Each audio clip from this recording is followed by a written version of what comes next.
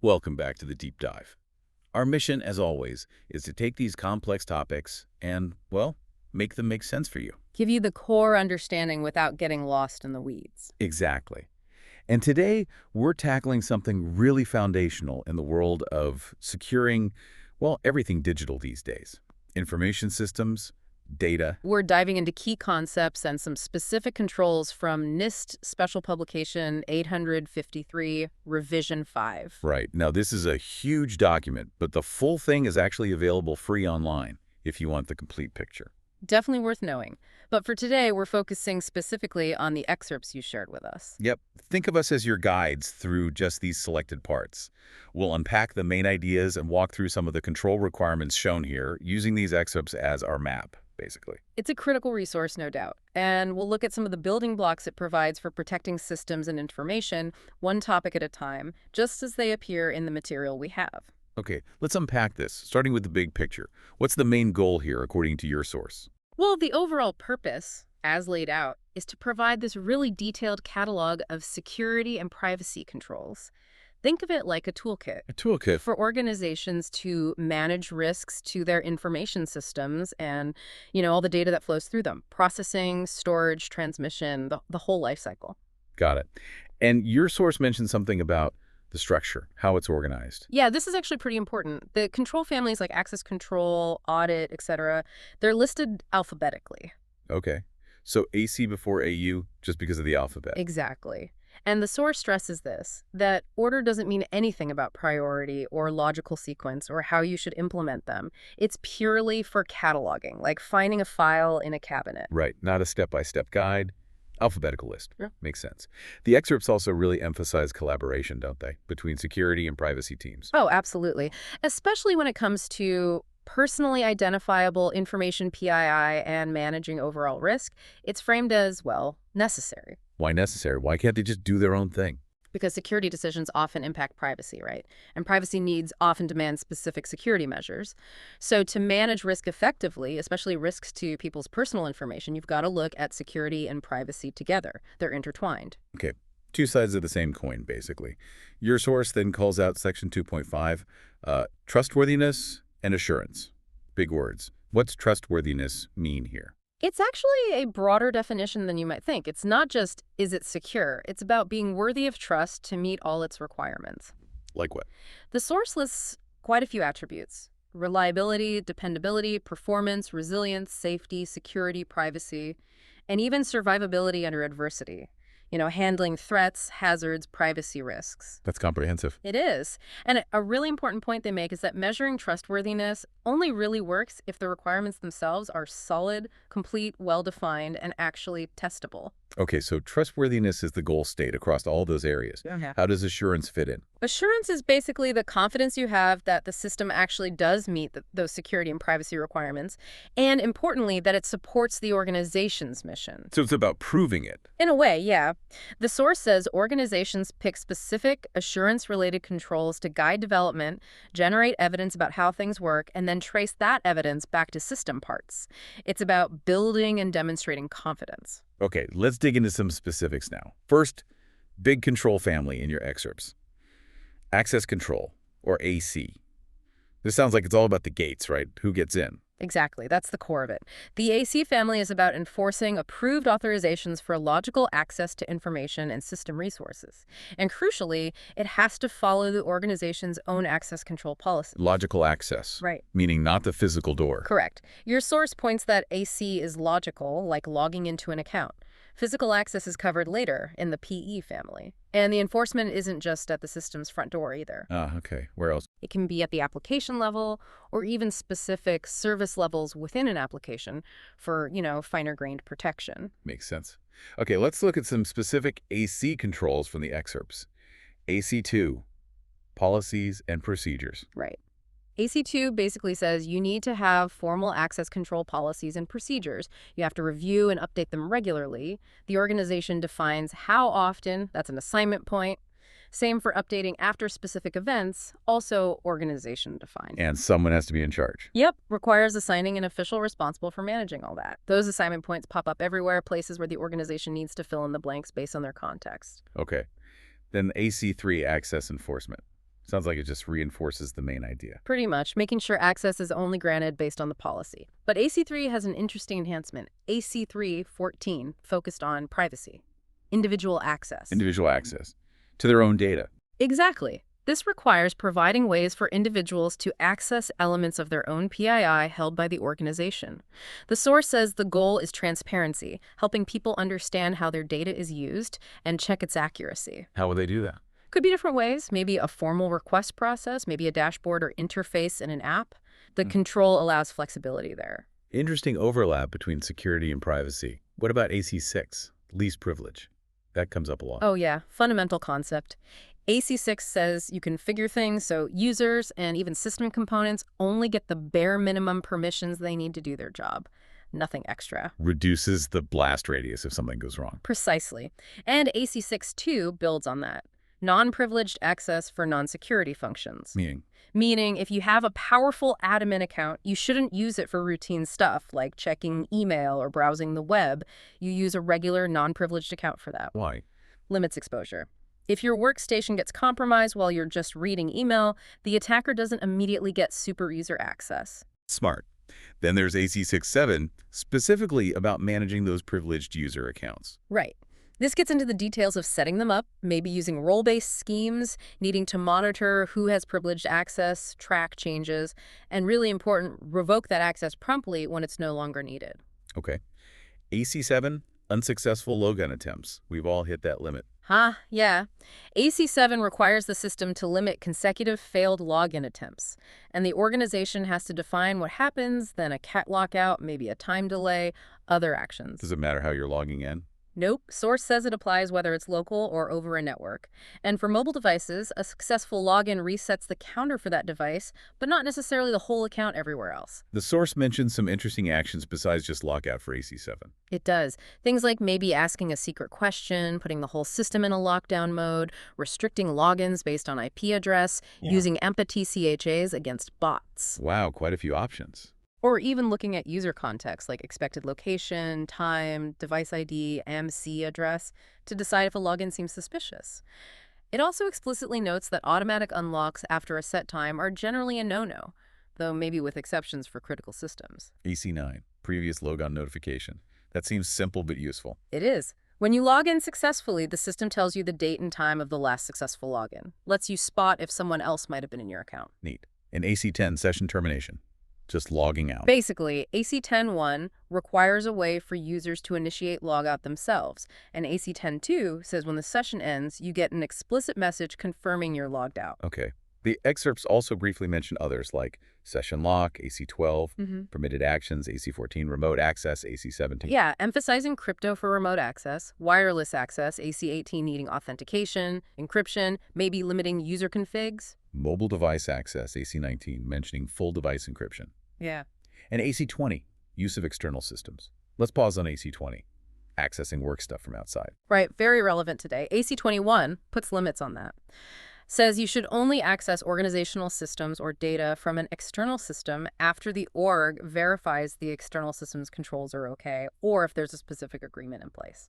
What about things like USB drives or using your personal laptop? Adjust-in enhancements. AC22 requires rules about using organizational portable storage, like USBs, on external systems. And AC23 is the big one for BYOD, bring your own device. Right. What does it say? It requires defined restrictions on using non-organizational systems, including personal devices for handling organizational info. What kinds of restrictions? What are the risks? Well, the risk is using an untrusted device. Restrictions could range from needing explicit approval, limiting what info or services you can access, maybe forcing use through virtualization so data stays on org systems. Or maybe just making users agree to certain rules. That too, agreeing to terms of use. But the source discussion adds a really important note here. Consult legal counsel, especially around things like potentially needing to do forensics on a personally owned device. It gets complicated legally and technically. Yeah, you can see why. Okay, shifting gears. Let's look at controls focused more on people and operations, starting with awareness and training, AT. Crucial stuff. Technology isn't enough if people don't know their role. AT2, Literacy, Training, and Awareness, requires basic and advanced security and privacy training for users. What should it cover? The source lists things like understanding security privacy needs, user responsibilities, how to respond to incidents, basic operations security, handling PII correctly, and spotting things like phishing emails. And AT26 specifically talks about the cyber threat environment. Yes, that enhancement requires training to reflect the current threat landscape. And it stresses that this needs to be dynamic because threats change constantly. That threat info should also feed back into how systems are operated. So, general awareness, but also specific training for roles. Exactly. That's AT3, role-based training.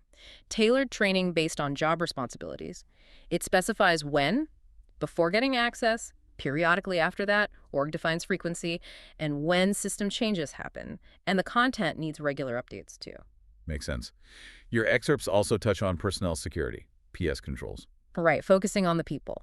PS2 personnel screening involves checks, maybe extra screening for sensitive access. PS6 access agreements is about users formally signing off that they understand and will follow the rules before getting access. Like an acceptable use policy? Sort of, yeah, acknowledging requirements. Yeah. And PS7 external personnel security sets rules for contractors or service providers who might have access, defining their roles and responsibilities. Okay. And PL4, rules of behavior. Pretty straightforward but essential. Establish clear, explicit rules for users, review and update them periodically, and require users to acknowledge they've read and understood them. Sets clear expectations. Okay, good foundation. Now let's move to tracking what's happening and dealing with incidents. Audit and accountability, AU, and incident response. Right. AU is all about the logs. Generating, reviewing, analyzing, and crucially, protecting audit records of system activity.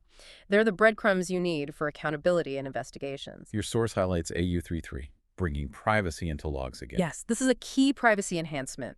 It requires limiting the PII captured in audit logs to only what's deemed necessary based on a privacy risk assessment. Why?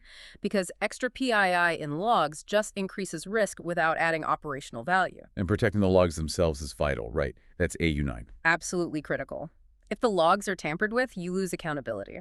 AU9 has several measures. AU9.1 involves offloading logs, regularly transferring them to a separate system or storage, helps with capacity and protects logs if the main system is hit. Keeps them safe. And AU9.6 is interesting, restricting even privileged users to read-only access for certain audit info, prevents them covering their tracks. What about AU9.7, storing logs on a different OS? Yeah, that's a defense-in-depth tactic. Reduces the chance that an exploit targeting the main system's OS could also compromise the logs stored there. Smart. But logs can be huge. How do you make sense of them? AU12. Exactly. AU12.1 talks about audit record reduction and report generation, specifically using automated tools. You need automation to process, sort, and search logs effectively to find events of interest based on defined fields, user ID, time, IP address, success failure, etc. Manual review is just impossible at scale. AU14.3. Remote viewing and listening. That sounds intense. It does. Under session audit, this enhancement just notes the capability for authorized folks to remotely view and even hear a user's session in real time. The excerpt doesn't detail the why or when, just that the capability exists. Okay. And AU16, cross-organizational audit logging for when things cross boundaries. Precisely. Deals with activity-spanning systems or even organizations. AU16.1 requires identity preservation, making sure you can trace an individual's actions across these boundaries. And AU16.2 covers sharing audit info between organizations based on agreements. Why share logs? The source discussion says it can be essential for analysis. The full picture of an incident might only emerge when you combine logs from multiple places. Right. Threats don't care about org charts. Okay, from tracking to responding, incident response IR. IR is the whole capability detecting, responding, recovering from incidents, handling the crisis. Your source mentions IR for incident handling and enhancement, IR49 dynamic response capability. Dynamic. Yeah, meaning response can't be static.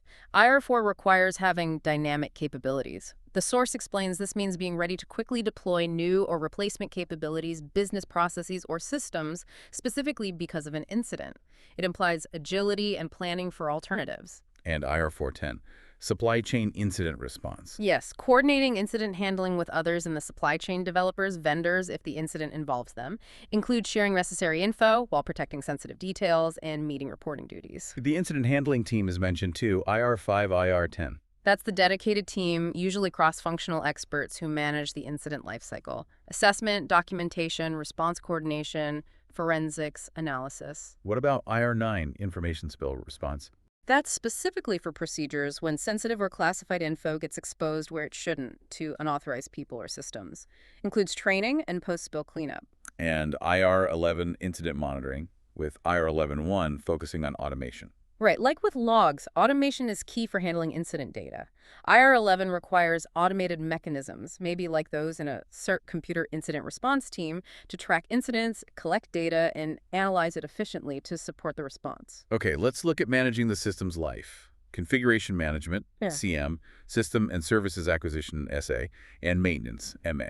Starting with CM. CM is all about establishing and maintaining a known, good, secure state for your systems, baselines and controlling changes. CM2, baseline configuration, setting that starting point. Establishing and maintaining baselines. A key point your source makes is needing separate baselines for development test environments versus the live operational one. Why separate? Protects the operational system. Ops needs stability, strict change control. Dev test needs flexibility. Keeping them separate prevents risky changes bleeding over. Okay. CM3, configuration change control, managing changes to that baseline. This details the systematic process. Propose change, justify it, implement, test, review, approve, reject. Applies to baselines, components, procedures, settings, everything. Often involves a change control board. Changes need auditing. And critically, if a change impacts privacy risk, the privacy impact assessment needs updating. Can you automate parts of that? Yes, CM3.1 encourages using automation to document proposed changes, notify approvers, track approvals, and even highlight or block unapproved changes. And CM3.7 requires periodic reviews to actively look for unauthorized changes that might have slipped through. CM7, least functionality. Back to reducing the attack surface. Exactly. Disable or remove anything not strictly needed functions, ports, protocols, software. If it's not essential, it's a potential vulnerability. CM7.1 mandates regular reviews, or defines frequency, to find stuff to disable or remove. CM7.5, authorized software. Sounds like application whitelisting. That's the idea. A deny-all, permit-by-exception approach. Nothing runs unless it's on an approved list. That list needs regular review and updating. The source notes this concept can extend beyond software controlling user actions, ports, IPs, websites, and verifying software integrity is part of it too. What about CM7.10, non-modifiable executable programs? That's a tighter control for potentially untrusted code, like binaries from dodgy sources. Requires executing it only in a confined environment, sandboxed essentially, and only with explicit approval, high assurance for specific risks. CM8, system component inventory, knowing what you have. Crucial. Detailed inventory of hardware, software, firmware. CM8B says review and update it regularly. And CM8.9 is interesting, requires formally assigning components to a system and getting acknowledgement. Why assign them? Because, as the source points out, unassigned, forgotten components are often unmanaged, unpatched, and become big vulnerabilities. Gotta know what's yours and keep track of it. Okay, moving to SA system and services acquisition. SA8 mentions security and privacy engineering principles. This is about building security and privacy from the start. Design principles, not just bolt-ons. And SA8 has a cool name, secure evolvability. What's that? Really key for systems that live a long time. It means designing them so they stay secure and maintain privacy properties, even as they change upgrades, patches, new features, reconfigurations. So planning for change from the beginning. Exactly. Anticipating evolution and building in trustworthiness that lasts, rather than having security crumble with the first update. Saves cost and improves security long-term, the source notes. SA9 covers external system services, like cloud providers. Yep. Requires making sure external providers comply with your security and privacy rules if they handle your data. Define roles, responsibilities, how you'll monitor their compliance. Due diligence, essentially. In SA20, customized development, building your own critical parts. Sometimes needed. If a critical component just can't be trusted, maybe due to threats, vulnerabilities, untrusted supply chain, and no commercial option or control fixes it, SA20 allows for custom development or re-implementation to get the needed assurance. Or, if that's not possible, apply extra compensating controls. Last in this group, maintenance, MA61, preventive maintenance. Just like your car. Proactive maintenance inspections, tests, adjustments, parts replacement based on schedule or data to keep components running reliably and prevent failures. MA7, field maintenance, is surprising. Sometimes you can't fix it on site. For certain critical systems, yes. MA7 requires restricting or even prohibiting maintenance at the deployed location, requiring it be done at a trusted facility instead. Why? Rigor and control. The source suggests field maintenance might lack the quality checks of a dedicated, trusted depot. So for high-assurance systems, bringing it back to a controlled environment might be necessary. Okay, now protecting specific things. Data, physical space, connections, media protection, MP, physical and environmental, PE, and system and communications, SC. Let's start with MP. MP is about protecting media tapes, drives, printouts, etc. MP4, media storage and transport, requires physically controlling media, storing it securely in controlled areas, and protecting it until it's properly destroyed or sanitized. Protection level matches sensitivity. And MP5, media sanitization, is the properly destroyed part. Exactly. Sanitize or destroy media before disposal or reuse. The method's effectiveness has to match the info's security level. Maybe less stringent for public info. Source mentions destruction redaction for paper and refers to standards like NSONARA. Makes sense. Now, PE, physical environmental, PE3 is physical access control, getting into the building. Right. Enforcing access rules at entry-exit points. Verifying identity and authorization using badge readers, locks, guards, and logging who comes and goes at these points. PE34 mentions lockable casings. Simple but effective. Lockable physical casings for defined components, especially portable ones like laptops mentioned in the source, to prevent physical access or theft. And PE35, tamper protection. Sounds advanced. Using anti-tamper tech to detect or prevent physical messing with hardware components. Source links this to supply chain risk, helping spot counterfeits or alterations. PE52 links identity to output devices. Yeah, like printers or fax machines, linking a specific person to the output they receive, maybe requiring authentication at the device before it prints so sensitive stuff isn't left sitting out. PE1, emergency power, backup power. Yep. Providing an alternate power supply manual or automatic activation to keep at least minimal operations going for a defined time during a primary power outage. PE19, information leakage via electromagnetic signals, like in spy movies. Sort of. It's about protecting against unintentional or intentional data leakage through electronic emanations, sometimes called tempest controls, more specialized risk. Okay. Last big protection category, SC, system and communications protection. Yeah. SC3, security function isolation. This is about protecting the security mechanisms themselves. Isolating security functions, like authentication, logging, from non-security functions using boundaries like partitions or domains, protects the integrity of security hardware software. If the guard dog isn't protected, it can't guard anything. How do you isolate them? Methods mentioned include code separation, file system protection, memory address space protection, processor rings modes. SC3.1 specifically calls out using separate hardware. SC7, boundary protection, firewalls and such. Classic network security, yeah. Firewalls, gateways, routers, controlling info flow. But the source also explicitly includes denial of service protection as an objective here, too. SC7 has enhancements for internal isolation, too. Yes, quite a few. SC721 uses boundaries to isolate critical system components internally, limiting info flow and allowing higher protection. SC728 is strict prohibiting direct connection of defined systems to public networks like the internet. Wow, air dapping almost. Or something close. And SC729 suggests separate subnetworks, physical or logical, to isolate critical functions from non-critical ones. The example given is separating aircraft flight controls from passenger entertainment. You don't want a movie system compromised to affect flight.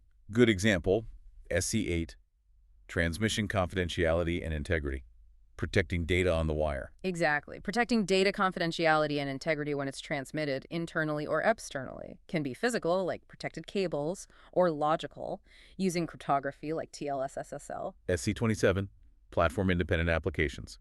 Why is that a security control? More about resilience and availability. Using apps that can run on different platforms makes it easier to reconstitute services on alternative systems if the primary one is down or attacked. Increases availability. SC28, protection of information at rest. Encryption for stored data. Primarily, yes. SC28.1 specifically requires using crypto to prevent unauthorized access or modification of defined info stored on defined media. Strength matches sensitivity. Can be flexible, encrypting whole disks, files, records, or specific fields. ST30, concealment and misdirection. Sounds like playing tricks on attackers. It kind of is. Employing techniques to confuse or mislead adversaries. The goal is to reduce their targeting ability, shrink the attack window, increase their risk of getting caught. Examples include introducing randomness, uncertainty, using virtualization strategically. Source warns it can add complexity, though. SC35, distributed processing and storage. spreading things out. Yeah, distributing components across locations or domains. Benefits include redundancy, making it harder for an adversary to take everything down, and enabling parallel processing. Resilience again. And SC39, sensor capability and data. Very relevant for mobile. Absolutely. For devices with mics, cameras, GPS, etc., SC39B requires an explicit indication to users when sensors are active, like the little light next to your webcam. And controlling the data. Right. SC39-1 ensures sensor data is only reported to authorized people roles. And SC39-2 requires measures to ensure that collected data is only used for authorized purposes. Like not using GPS navigation data for tracking. Exactly the example given. Mitigations mentioned include training people not to misuse access and contractual limits if third parties are involved. Okay, let's pivot slightly to controls focused squarely on managing risk. Risk assessment, RA, and some program management, PM, aspects. RA2, Security and Privacy Risk Assessment, is the starting point. Conducting assessments of risks to operations, assets, individuals.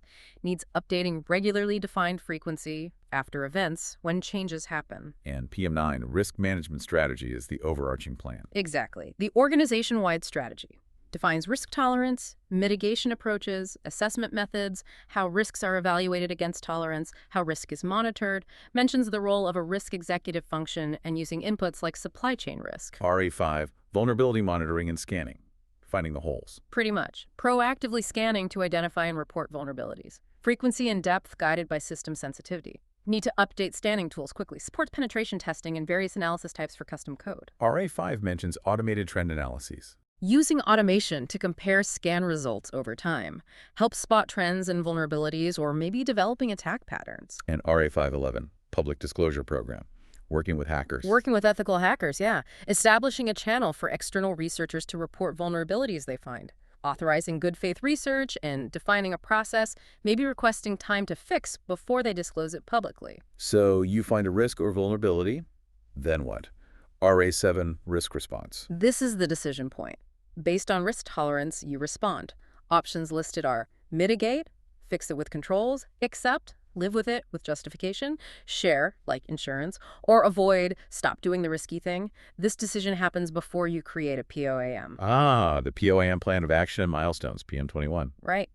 The documented plan for fixing the things you decided to mitigate needs regular updates, must align with the risk strategy, and should prioritize actions. PM31, continuous monitoring strategy, keeping an eye on things ongoing. Yes, moving beyond point-in-time assessments. Developing an org-wide strategy for continuous monitoring. Defining key metrics, monitoring frequencies, how often controls are assessed, persistent visibility. RA8, cyber threat hunting. Sounds more active than just monitoring. It is. RA8 requires actively searching for indicators of compromised threats that might have bypassed existing defenses. Not waiting for alarms, but proactively hunting. Leverages threat intelligence. Finally, in this risks section, SR2, supply chain risk assessment. Assessing risks coming from the supply chain for systems, components, services needs regular updates. Source lists risks like disruption, defects, counterfeits, malicious code insertion, big area of concern. Okay, let's bring privacy back into sharp focus. While it's woven throughout, your source also has specific PT controls. Yes, PT2, authority to process personally identifiable information is key. Determine and document why you're allowed to process specific PII, and then only process it according to that authority. Processing is broad. Collection, use, storage, sharing, deletion, analysis. PT5, privacy notice, telling people what you're doing. Transparency. Providing clear notice about PII processing. Content informed by risk assessments, written in plain language. And PT51, just-in-time notice. Yeah. Giving notice right when it matters. Exactly. Presenting the notice at the moment someone provides PII or right before a specific data action. Source says it's more effective then, addresses higher risks, serves as a reminder, can work alongside consent. PT7, system of records notice, and PT71, routine uses. Sounds like government specifics. Rooted in the U.S. Privacy Act for federal systems, yes, but the principle is broader. PT71 requires reviewing the defined routine uses, basically. Reasons for sharing PII without specific consent to ensure they're still accurate and compatible with why the data was originally collected. Accountability for sharing. We saw privacy pop up elsewhere too, right? Definitely. AE33, limiting PII and logs. SI-19 de-identification removing PII, but acknowledging the residual risk of re-identification always exists, requiring ongoing evaluation. And remember, SC-39-2 for sensors emphasizing training to prevent misuse of collected personal data. It's integrated throughout. Wow, okay. We have definitely covered a lot of ground, even just from these excerpts of MIST 853 Revision 5. We went from those big foundational ideas like trustworthiness and integrating security and privacy. All the way through specifics. Access controls, managing people, training, logging and auditing, incident response, managing system configurations, acquisition, maintenance, protecting media, physical security, network protection, and then risk management and specific privacy controls. It's a wide spectrum. Here's where it gets really interesting, though. Thinking back on some of those details, like restricting admin read-only access to logs, that's specific, or dynamic incident response capabilities. Designing for secure evolvability. Anti-tamper tech. Worrying about electromagnetic leakage, platform-independent apps for resilience, concealment, and misdirection tactics. Threat hunting. Just-in-time notices. Acknowledging the challenges of true de-identification. It really shows the sheer depth of thought here. It really does. And the key takeaway isn't just a list of things to do. It's a catalog, a framework to help organizations make conscious choices about managing complex security and privacy risks. It's about building a deliberate program to protect systems, information, and ultimately, people. So what does this all mean for you listening? Well, it means the systems you use every day at work, online, everywhere, are likely governed by controls like these, working behind the scenes, trying to manage risk, defend against threats, and protect your information. Which brings us to a final thought, building on what we've seen. Considering how detailed these controls are, how often they require organization-defined updates and reviews, the need for dynamic response, continuous monitoring, how does this constant, dynamic, ongoing nature of security and privacy challenge the idea that you can ever reach a state of being permanently secure or private? Is it even achievable, or is it just continuous effort? Something definitely to think about. We hope this deep dive into the NIST SP 853 R5 excerpts gave you some valuable insights. Thanks for joining us on the deep dive. Keep exploring these topics.